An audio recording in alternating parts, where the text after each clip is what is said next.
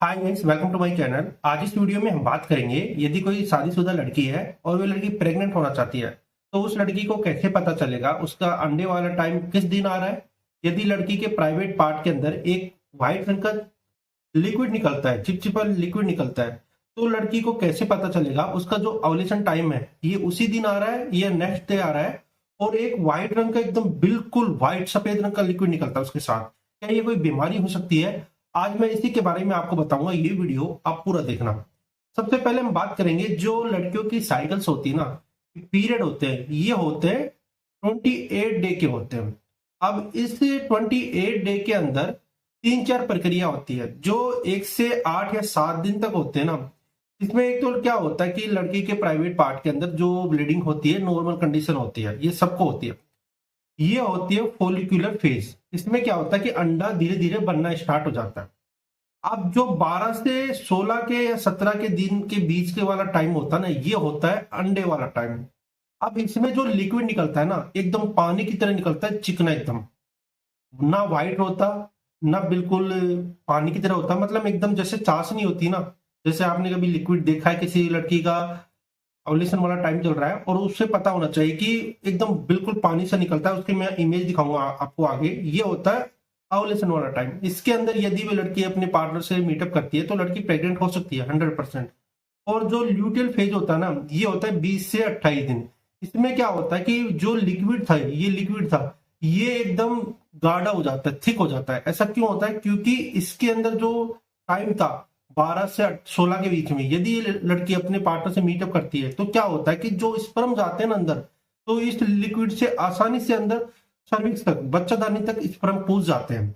और जो सर्विक्स का मुंह होता है ना, बच्चादानी का मुंह, उस टाइम चिकना होता है, आराम से स्पर्म अंदर चल जाता है। और जब ये लिक्विड थिक हो जाता है, थोड़ा गाढ़ा हो जाता है ना, तो क्या होता है, जो बच्चादानी होती है, जैसे ये बच्चादानी है, ये बच्चादानी का मुंह है, तो जब ये लिक्विड थिक हो जाता है तो इस बच्चादानी को मुंह को कवर कर लेता है, तो स्पर्म यहाँ से नहीं जा सकते। और जब ये लिक्विड एकदम पतला होता है तो क्या होता है कि पूरा लिक्विड फैला होता है बच्चादानी के मुंह पर और स्पर्म इसके अंदर आसानी चल चल जाता है। तो इसलिए जो ये टाइम होता है ना, बहुत इंपॉर्टेंट होता है। अब हम बात करेंगे आपको कैसे पता चलेगा कि आपका अंडे वाला टाइम चल रहा है। यदि कोई लड़की है और अपने पार्टनर से मीटअप कर रही है तो सबसे पहले आपको देखना है कि आपका जो अंडे वाला टाइम है ना, कब आ रहा है। यदि आप अंडरगारमेंट वेयरिंग करती हो, पहनती हो, तो इस प्रकार से एक लिक्विड आ जाता है। ये लिक्विड आपको आना स्टार्ट हो जाता है 10वें दिन से, और 16वें 17वें दिन के बीच में ये लिक्विड आता है बहुत ज्यादा। और सबसे ज्यादा ये लिक्विड आता है 13वें और 14वें दिन।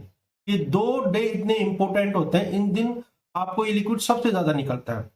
अब कुछ लड़कियों को सवाल होगा कि जो ये लिक्विड निकलता है ये नॉर्मल है या अबनॉर्मल है। जैसे इस प्रकार से ये लिक्विड निकलता है, आपको मैं इमेज दिखाता हूं। इस प्रकार से यदि आपको ये लिक्विड निकलता है ना, जैसे आपको इमेज आ रही है, यदि इस प्रकार से ये लिक्विड निकल रहा है, आपको इमेज के अंदर दिखाई दे रहा होगा इस प्रकार से, तो ये एक नॉर्मल कंडीशन है।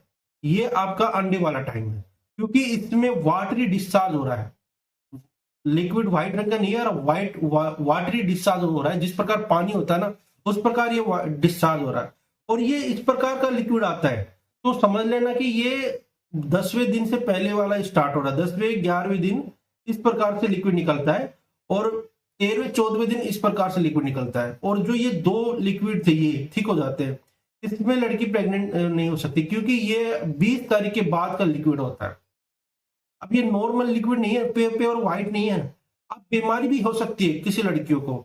जैसे मैं आपको इमेज दिखाता हूँ इस प्रकार से, यदि इस प्रकार से व्हाइट रंग का, एकदम बिल्कुल व्हाइट रंग का और थिक डिस्चार्ज एनी टाइम हो रहा है, इसे हम बोलते हैं कैंडिडा। अब ये डिपेंड करता है कि जैसे आपकी साइकिल से स्टार्ट हो 1 तारीख को, तो उससे पहले भी ये बीमारी थी, आपकी साइकिल्स खत्म हो गई, उसके बाद भी ये व्हाइट डिस्चार्ज, एकदम गाढ़ा वाला व्हाइट डिस्चार्ज हो रहा है, बहुत व्हाइट होता है, ठीक होता है। यदि ये एनी टाइम हो रहा है ना, तो ये कैंडिडा है, बीमारी है।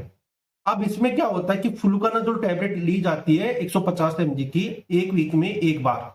आप इसको 2 टैबलेट ले सकते हो, 14 दिन के अंदर 2 टैबलेट ले सकते हो, और ये बीमारी ठीक हो जाएगी। तो ये तो कैंडिडा है, एनी टाइम बीमारी जो रहेगी, व्हाइट डिस्चार्ज होता रहेगा, ये तो कैंडिडा है, थिक व्हाइट डिस्चार्ज रहेगा। और आपको वीक के अंदर या जब आपका पीरियड स्टार्ट हो रहा है और पीरियड के 7वें 8वें दिन बाद ऐसा लिक्विड निकल रहा है, तो ये आपका अंडे वाला टाइम है। तो इस प्रकार आप आसानी से पहचान सकते हो कि आपका अंडे वाला टाइम कब आने वाला है, जो ऑवरी वाला टाइम है जिसमें लड़कियां प्रेग्नेंट हो सकती है। और कुछ मैं आपको सिम्टम्स बता दूं, जैसे आपका जो अंडे वाला टाइम स्टार्ट होता है ना, जिससे पहले आपकी बॉडी का टेम्परेचर एक तो बढ़ना स्टार्ट हो जाता है। जैसे 10वें दिन अंडे वाला टाइम हो रहा है, आपको स्टार्ट हो रहा है 10वें 11वें दिन, तो आपको 10 तारीख 9 तारीख को आपका बॉडी का टेम्परेचर धीरे धीरे पीक पे आना स्टार्ट हो जाएगा। जैसे लगेगा कि आपको बुखार हो रहा है। उसके साथ लड़कियों को क्या होता है कि पेन होना स्टार्ट हो जाता है। जैसे कुछ लड़कियों को वाइट, जैसे ये लड़की है, ये आपकी बेली है मान लो, ये आपकी बच्चादानी यहाँ पर, तो लड़कियों को कभी राइट की तरफ पेन होता है, कभी लेफ्ट की तरफ पेन होता है। यानी जिस तरफ अंडा निकलता है ना, उस तरफ लड़कियों को पेन होता है। एक मंथ राइट की तरफ रहेगा, एक मंथ लेफ्ट की तरफ रहेगा। तो लड़कियों को पता चल जाएगा कि उसका अंडे वाला टाइम स्टार्ट हो चुका है। और कुछ दिन बाद, यानी जैसे 10 तारीख को उसको अंडे वाला टाइम स्टार्ट हुआ, 11 और 12 तारीख को ये लिक्विड आना स्टार्ट हो जाएगा। इसके अंदर बदबू नहीं आती, नॉर्मल कंडीशन होती है, क्योंकि जो वेजाइना होता है ना, उसका पीएच हाई होता है और स्पर्म का पीएच कम होता है। यदि दोनों मीटअप करेंगे फ्यूचर के अंदर वाइफ हस्बैंड, तो स्पर्म खत्म हो सकते हैं, क्योंकि जब एसिड के अंदर जाएगा ना, तो स्पर्म खत्म हो सकते हैं। तो उसको वेजाइना को पीएच को मेंटेन करने के लिए, जैसे कि स्पर्म आए और आराम से बच्चादानी के अंदर चल जाए, खत्म ना हो, क्योंकि वेजाइना का पीएच एसिड है, तो एसिड के अंदर जाएगा तो खत्म हो जाएगा स्पर्म। तो इसलिए ये लिक्विड निकलना बहुत इंपॉर्टेंट होता है। और स्पर्म को आगे पहुंचाने के लिए भी ये लिक्विड बहुत ज्यादा इंपॉर्टेंट रहता है, क्योंकि जो स्पर्म होता है ना, ये गिर जाता है सर्विक्स के अंदर, सर्विक्स से मुंह के बाहर गिर जाता है। जैसे ये सर्विक्स है, ये सर्विक्स है, और यहाँ पर स्पर्म डल गया। अब इसको और यहाँ तक बच्चादानी के मुंह को ले जाने के लिए ये लिक्विड होता है। ये लिक्विड के अंदर ट्रेवलिंग होता होता इस बच्चादानी के मुंह के अंदर चल जाता है। तो इसलिए ये लिक्विड बहुत ज्यादा इंपॉर्टेंट होता है। और इस प्रकार आप अपनी जो प्रेगनेंसी का टाइम होता है और जो ओव्यूलेशन का टाइम होता है, ये जान सकती हो, और बीमारी भी आप पहचान सकती हो इस वीडियो के द्वारा। यदि वीडियो आपको अच्छा लगा, वीडियो को लाइक कर देना, मेरे चैनल को सब्सक्राइब कर देना। वीडियो देखने के लिए थैंक यू सो मच।